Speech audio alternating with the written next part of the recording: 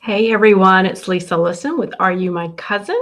And I am back just to chat a little bit about RootsTech this afternoon. It is day 2 of RootsTech. I don't know, is anybody overwhelmed yet or glassy-eyed from being at the computer too much?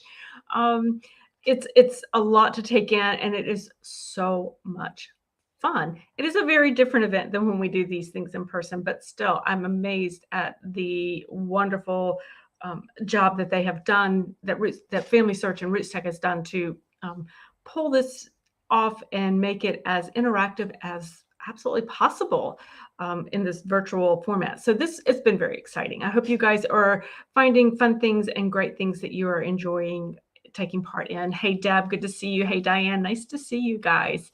So I wanted to just pop back in. If this is your first time finding me, I am Lisa Listen. I am the author and creator of Are You My Cousin? I strive really hard to take the overwhelm out of genealogy research by providing tutorials. I have lots of blog posts, almost 300 now, on tips and tricks and strategies for finding your ancestors, for using tools. I like to look at non-genealogy tools that we can often use for our research. So it's just a lot of fun.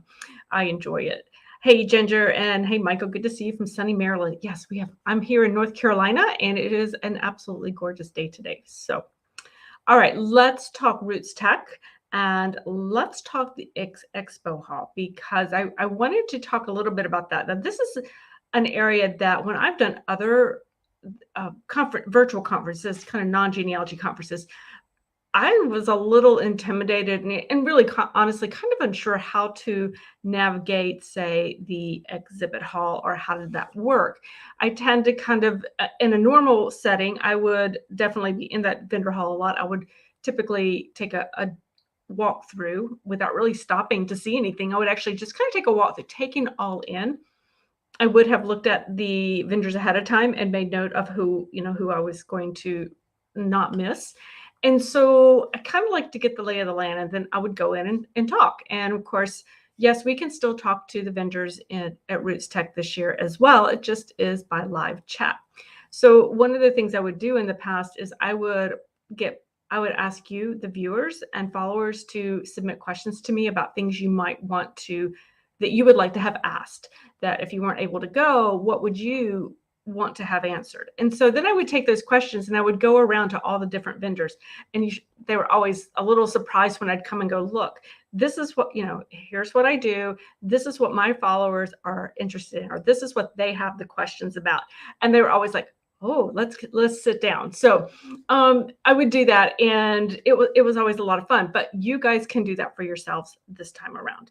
And so I'm actually going to share my screen. We're going to go into the expo hall. I'm going to kind of show you some things that I want to make sure you don't miss, and some features that you don't miss when it comes to hanging out in the vendor hall a little bit and really getting a chance to talk to the owners of these companies, and getting to see demos of products that you might be interested in. Because while the sessions, most of the sessions have been pre-recorded, many of you won't get this chance after the conference is over. So this is one of those things you want to make sure you take advantage of during this 3-day conference before it closes at the end. So I'm going to share my screen. Oh, somebody said something. Oh, hey, Lynette, you're all the way from Australia. Wonderful. And Barb's here from Canada. So wonderful. Thank you guys for joining me. All right, let me share my screen. Let's see here. And if you hear my cat in the background, don't panic. She has been a talker today. All right, let's get that expo hall up. Okay, so here we are over on the Expo Hub, and you can see this. I'm sure you've already found this before. It's just up here in the tab that you find. They have a video here that runs kind of ongoing about different things in the Expo Hall. I was noticing, I'm not going to click it because it's going to take a lot of bandwidth for my computer. But when you scroll on down, this is my version of taking a walk through the vendor hall. It's just looking at, who all's here. So you have the sponsors up top, certainly. You have society sponsors here. And then you have, of course, the vendors as well. So One of the first things that I do when it comes to going into a vendor hall and making sure I'm getting everything is I want to check it at the big databases. So I want to go to Family Search and Ancestry and MyHeritage. And I want to, number one, I want to see what new products they have out, right? MyHeritage just put out a new product or made a big announcement, I think it was yesterday, on their, what they call their live story, which is a lot of it's a lot of fun. It's a huge advancement where they've taken last year where, what did they call it? I just went blank, but they would take, the photograph and they would animate the photograph. Well, now you can add voice to it and it tells the story of your ancestor. So I've been playing around with that for a bit. It's a lot of fun. And I think you will enjoy it. But so here they have it. They have a video of it. Friday, 11:30. It looks like this was a replay of that announcement here. So I saw that. Again, product demos. If you are unsure, maybe you have a product that you're wondering if MyHeritage is the right one for you, or maybe it's Ancestry or Family Search, whatever. They will most likely have product demos, and you can go in and you can learn how to use their databases. Okay. Watch their videos. They have classes. Some of them have smaller classes. Some of them are longer versions of the classes to really kind of see the experts on the product using it. And so this is a good way to find out, hey, is this going to meet my needs, or is this, nope, I don't necessarily think this is going to meet my needs. So it's really totally up to you. But then if you have a question, go to the very top. This is where the chat is located. And it will open up here. Oops, they're trying to get some. All right, so I'm gonna close that out because they're gonna chat to me. But you can type into the box, and they pretty much staff it the whole time. So they've got somebody there who will come on and ask you your question, or you can ask your question and talk to them that way. So I find this to be an excellent way to get those questions answered that I used to ask in person. I can go and now do it there. I also, company FAQs, if you will go to those, they will, let's see. My computer's running just a tad slow here. It takes you to their help center and any of their questions that you might have to ask there. So that's a good place to start if you are looking for a company that you are trying to ask questions of. Let's see if I can get back to RootsTech. There we go. So that's the one of the big, that's how I approach the bigger companies, the bigger databases and things that I'm looking for. I will go and ask those questions. The other thing I like to do, again, I do it with all of them. I'll go in and ask DNA Painter. Now, this is something Mary Eberly from the DNA Hunters, who comes on my YouTube live each monthly to talk about DNA, because she's my DNA expert. They have a booth there at RootsTech as well. And this might be something to look about. I know we've talked about the DNA Painter several occasions in the Facebook Live. So this is a chance for you to ask DNA Painter questions. Just hit the chat button right there and you can talk to them. And they have sessions as well. So they've had some product releases. They've got some demos going on. So if you need a little extra help there, you could do that there as well. So I am curious. I'm going to come back to you guys in the chat. What are some of the favorite places that you have been in the expo hall? Or are you having any questions about how to get a good experience out of the expo hall? I'd love to hear it in the chat there if you want. Hey, Stacy. Oh, she says she can't stay long. She's got a class to get to. I completely understand. These videos live on my YouTube channel as well as the Facebook page. So you guys can always watch me because it'll be recorded as well. Yes. So I wanted to show you a quick thing. I thought this was just a lot of fun with the MyHeritage announcement. And then I'll tell you something about that my Family Search is doing that I found that Family Search was doing. Let me show you that MyHeritage live story thing that has everybody kind of all a buzz, actually. So let me pull mine up. And, oh, wrong one. Let's see. There it is. Okay. So this is the life story that I did with my great-grandmother. Now, the picture I used, I was actually pretty amazed because the picture I used was very, very faded. So I never expected to even get this much clarity out of it. But I think, let me make sure I've got it turned up enough so you can hear it. Let's see. So I just created this, and I was born in 1844 in North Carolina. His occupation was a farmer. My mother, Martha Jane Lett, was born in 1851 in Moore County, North Carolina. Okay, is that not the coolest thing ever? So I thought that was a really interesting new development. Now, I'll be honest, when it comes to those talking videos of my ancestors,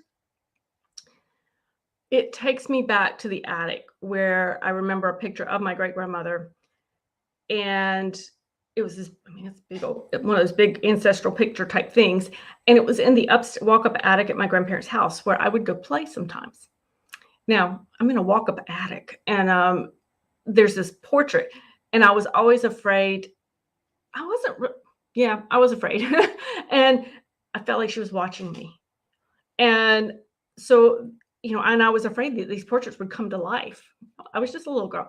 And this is kind of that version of, oh my gosh, that fear of when I was little has come to life. They have put life into my ancestors. So anyway, um, I'm getting over that now and having fun playing with that particular feature, but it is a different thing. Barb, isn't it amazing? I mean, it's really, you can choose the different voices that you want to use. So I forget how many. I think they had 3 or 4 for the US. They have English ones, they have Irish accents, they have different languages that you can choose from. So I kind of played around, and yeah, I have no idea. I've never, she passed away back in the 1920s. So I have no idea what she really sounded like. But I tried to pick one that was the closest to that traditional North Carolina accent that I'm used to hearing. So that was the voice that I picked. Teresa said, it's creepy and cool at the same time. Exactly. Isn't it though? I was like, it was like, okay, that portrait came to life. I really did.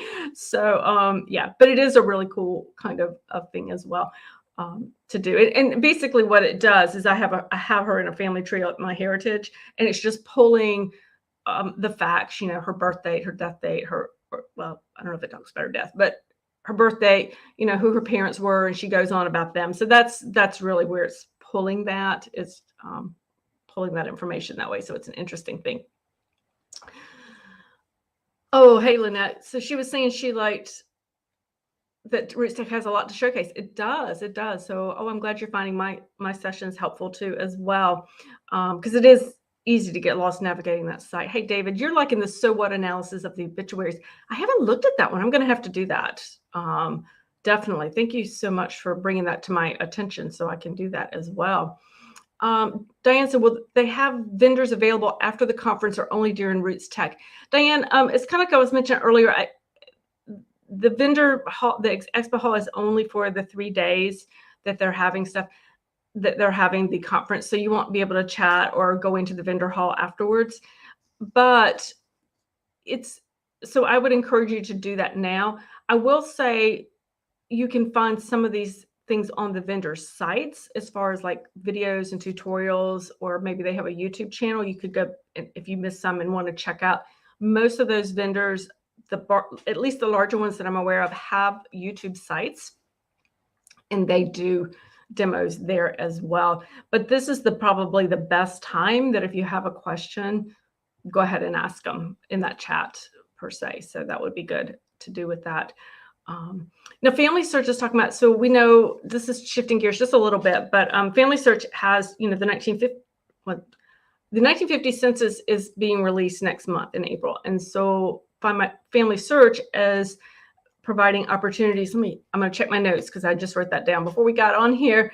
But they have an opportunity with Family Search to learn about their effort that they're doing to be able to create an accurate index. So that there will be a digital index that comes out, but of course AI is not always completely accurate. So they'll have opportunities to be able to learn about that and learn about letting volunteers to review those AI generated indices so that we can then make sure everything is done correctly. And so you'll have opportunities to do that. It's all volunteer basis. In the vendor hall, there is a 1950 census booth. And so I would encourage you to check over there and see what you might be able to do there, if you can get on their email list so that you can be notified when opportunities arise for that. I think you might enjoy having that opportunity. And even if you do not have ancestors or any, on that 1950 census, maybe your research just isn't there, or it's not a piece that you need. To be able to review documents like that, to review those handwritings, I think I know it makes us better researchers, because the more you have an opportunity to review records, the better able you are to decipher handwriting, to understand the types of records that are out there. It'll absolutely help research in other census records, because you start to understand the processes and thoughts behind certain records. So I would encourage you to do that as well. Go ahead and volunteer to do that. It's a wonderful opportunity to do that. I know many of us probably did some transcribing for the 1940 census. Gosh, I can't believe it was so long ago, but we did, and it was a really great learning experience. So I really enjoyed that, and I would encourage you guys to do that. Okay, do you guys have any questions? Oh, while you're thinking about questions, one of the things I wanted to remind you, when you were in those vendor booths, let me just show you, because I think this would be the easiest way to show. I want to make sure you don't miss out on when we go in person. You typically can go, you go into a booth and they usually have something for you to take away, right? Whether it's a brochure, a pencil, a pen, a candy bar. That's always good. Well, we don't get candy bars this year, but when you go into a booth, many of these will actually have something for you. So let me run down into Family Locket, because I know they had some nice things. Here we go. So Family Locket Genealogist. This is Diana Elder and her daughter. This company, they do a lot of really good research and DNA. I would encourage you to visit them. So here we go. Get you coming down here. So they have their demos. So they have a couple books out. They came out with their new DNA book this year. So they've got that. They have their classes, little short classes that they're teaching at their booth that you can watch, tips and trick videos. They have promotionals. So, if you were interested in buying their course or their books, so most companies, if you come far enough down, you'll see promotions that they might be offering, which there are a lot of them. Downloadable resources, handouts. This is kind of like these are your brochures. These are those takeaways that you would find on the tables at a thing. So make sure you're scrolling all the way down so that you can see if there's anything in a particular booth that you might want to download for use later. So I did want to make sure that you guys knew that many of the vendors have these down here, and it varies obviously from vendor to vendor, but just make sure you're scrolling all the way down for that. So once you do that. Okay, great. Let's see what the comments are. Oh, that's okay, Lynette should hop off.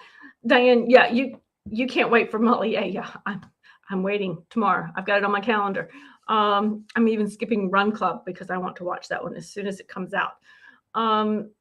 June, yes, you did some transcripts on volunteering. I did too. It was a really good experience. I'm really thrilled that I did that and excited about that.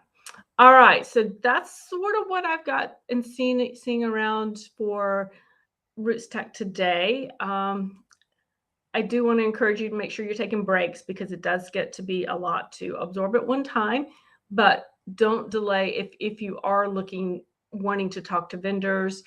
If you're wanting to check out their sales that they might have going on, check them out now, because most of them will end when the conference ends. They may go a day or two longer, but you want to make sure if there's something you were interested in purchasing that you take advantage of it, because we are frugal genealogists, right?